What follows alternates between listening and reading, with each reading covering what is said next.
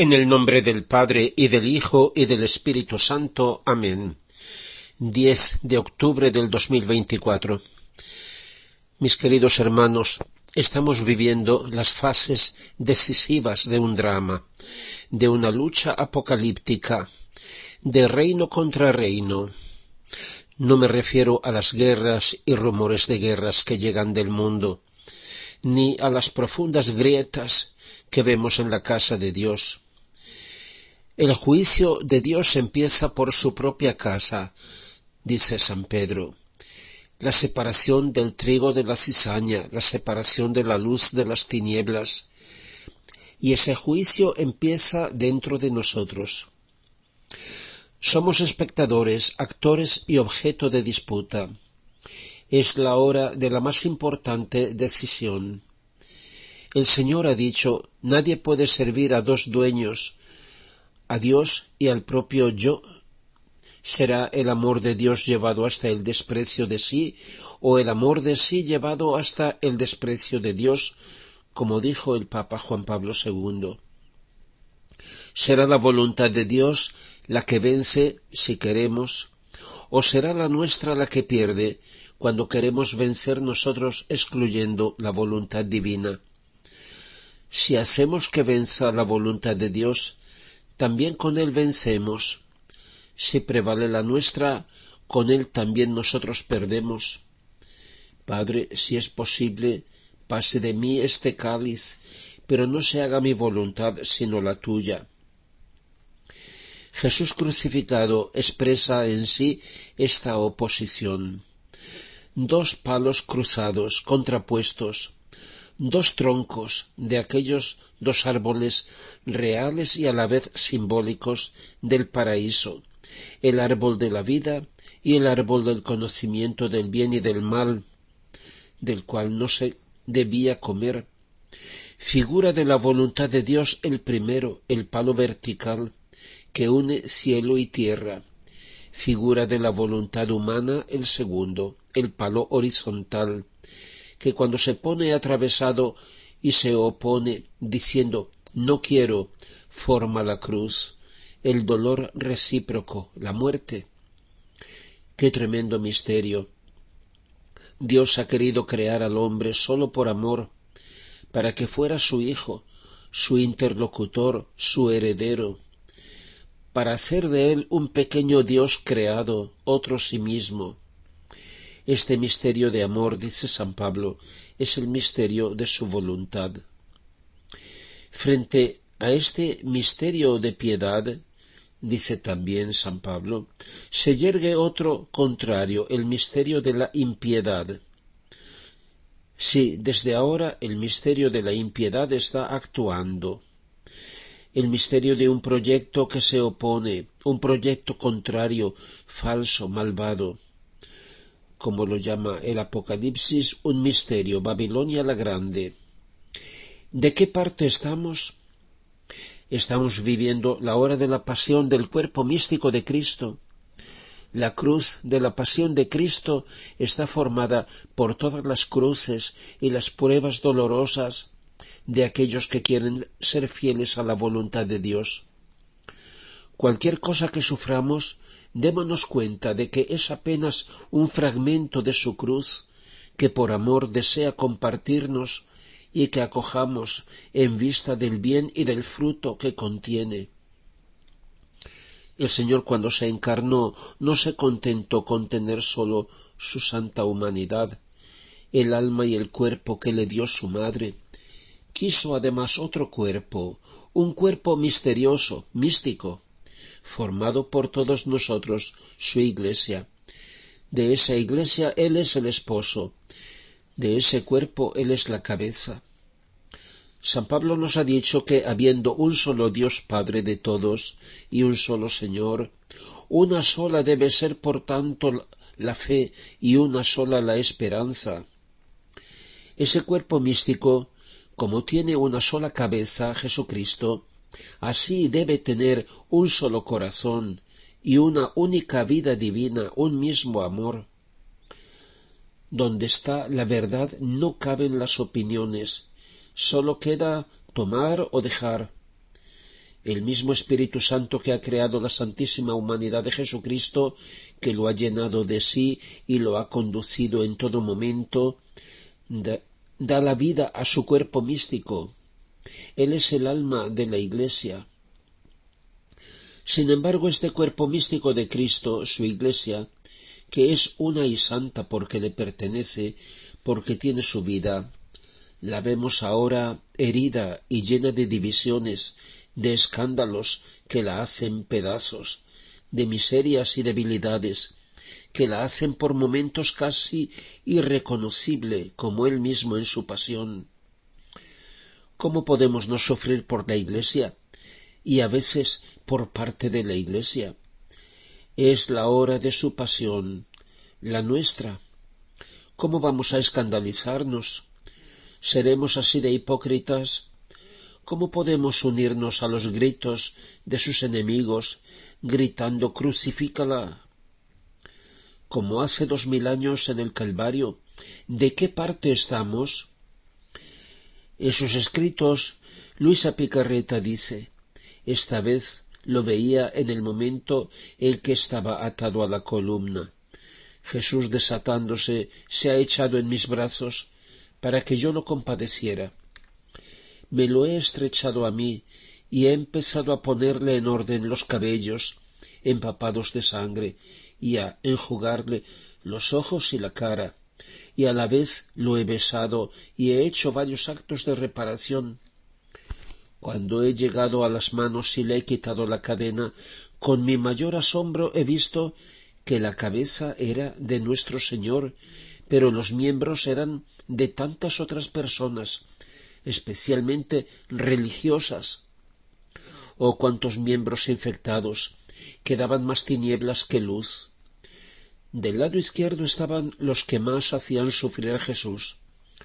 Se veían miembros enfermos, llenos de llagas purulentas y profundas, otros que apenas permanecían unidos por un nervio a ese cuerpo.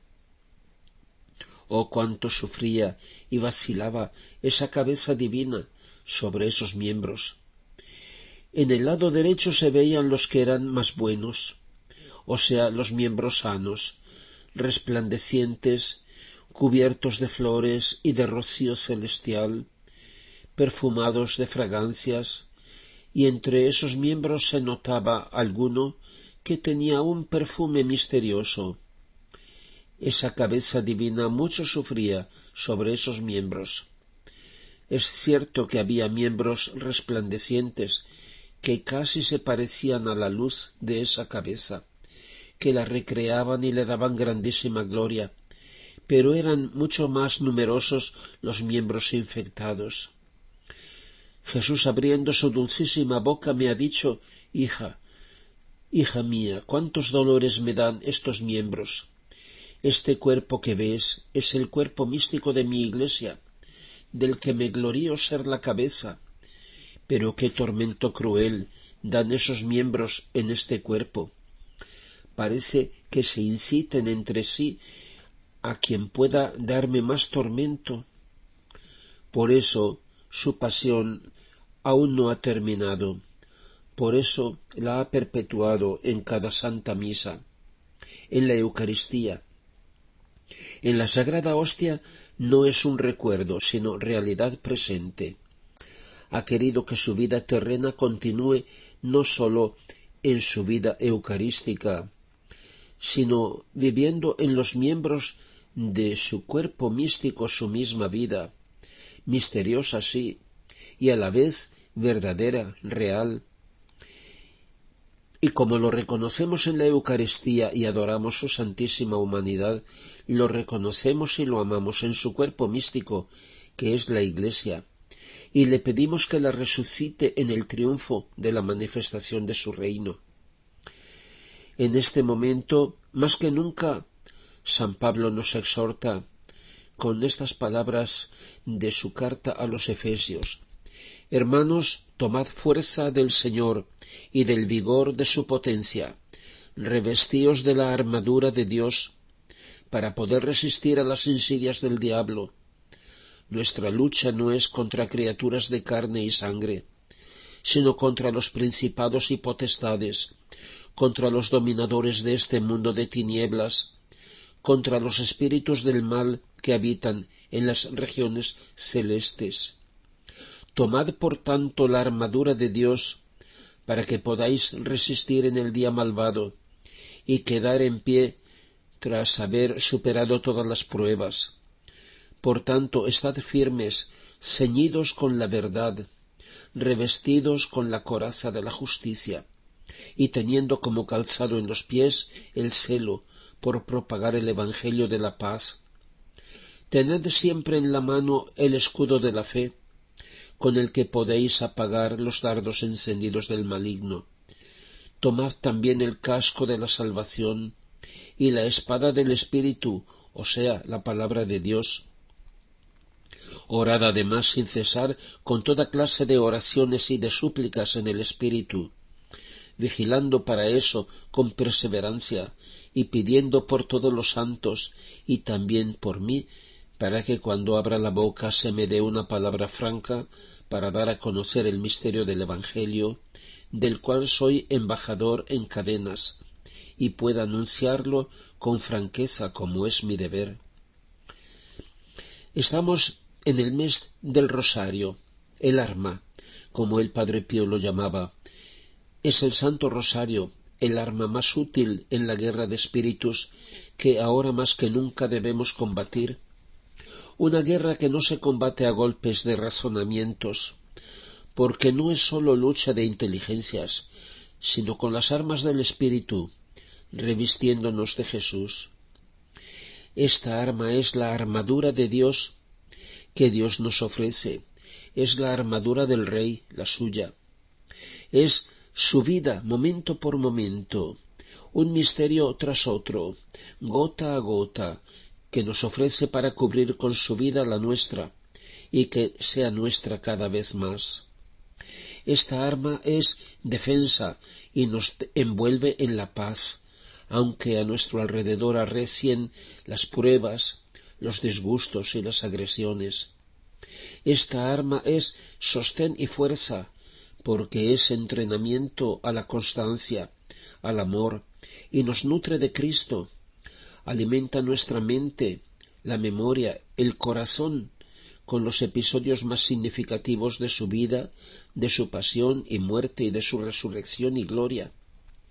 Esta arma es el medio absolutamente necesario para la victoria, como la honda del pequeño David, con la que, armado de santo celo por la gloria de Dios y de confianza en él, golpeó en la frente la soberbia de Goliat, el gigante enemigo, derribándolo. Tener el rosario en la mano es dejarnos llevar de la mano por la de nuestra Madre, como niños que somos, para ser conducidos por ella a las páginas y a los momentos más significativos del Evangelio. Es dejar que ella nos cuente poco a poco la historia de dolor, de amor y de victoria de Jesús y de ella. Es repetir infinitamente su amor, haciéndolo nuestro y repitiéndoselo a ella al ritmo de las Avemarías. Es copiar en nosotros su vida, en esta maravillosa fotocopiadora con la que imprimimos cada misterio del rosario en la página diaria de nuestra vida. El Espíritu Santo es más que luz y electricidad, que repite 10 veces en 10 Avemarías su flash, su destello de contemplación y de amor. Esta es la finalidad y el secreto del rosario, trasplantar en nosotros poco a poco su vida, dejar que nuestra Madre, encargada de hacerlo, nos plasme y nos dé la forma de hijos de Dios, nos transforme en Jesús. Es ponernos en sus manos para que ella nos revista de Él como lo revistió de nuestra humanidad. Es poner en sus manos nuestra voluntad como pincel para que ella pinte en nosotros su rostro con los colores de sus mismas virtudes y de su amor. Por eso ella lo pide siempre, por eso el rosario obtiene todo. El Evangelio dice que María conservaba todas esas cosas meditándolas en su corazón. Eso era el modo como rezaba el rosario. No podía ser un rezo de avemarías dichas a ella misma. Para ella era el continuo pensar en Jesús y en todo lo que él hacía, según él había dicho: donde está tu tesoro está tu corazón. Por eso, más que un rezo, lo esencial del rosario es que sea contemplación amorosa, una contemplación que no necesita esfuerzo de la mente, ni petición de esto o de lo otro. Su finalidad ha de ser la finalidad de Dios. Buscad ante todo el reino de Dios y su justicia o santidad, y todo lo demás se os dará por añadidura. Dice Jesús a Luisa Picarreta: hija mía, mi madre querida nunca dejó de pensar en mi pasión, y a fuerza de repetirla se llenó totalmente de mí. Eso le pasa al alma: a fuerza de repetir lo que yo sufrí, llega a llenarse de mí. Y eso vale para todos los misterios del rosario, que contiene la vida entera de Jesús y de María, para que sea nuestro respiro y nuestro alimento, para formar en nosotros su presencia y su vida. Y Luisa dice: mientras oraba, estaba pensando a cuando Jesús se despidió de su Madre Santísima para ir a sufrir su pasión. Y decía yo: ¿cómo es posible que Jesús pudiera separarse de su Madre querida y ella de Jesús? Y Jesús bendito me ha dicho: hija mía, desde luego que no podía haber separación entre mi dulce Madre y yo. La separación fue sólo aparente. Ella y yo estábamos fundidos juntos, y era tal y tan grande la fusión que yo me quedé con ella y ella vino conmigo. Así que puede decirse que fue una especie de bilocación. Eso pasa también a las almas cuando están unidas de verdad conmigo. Y si al rezar hacen entrar en sus almas la oración como vida, sucede una especie de fusión o de bilocación.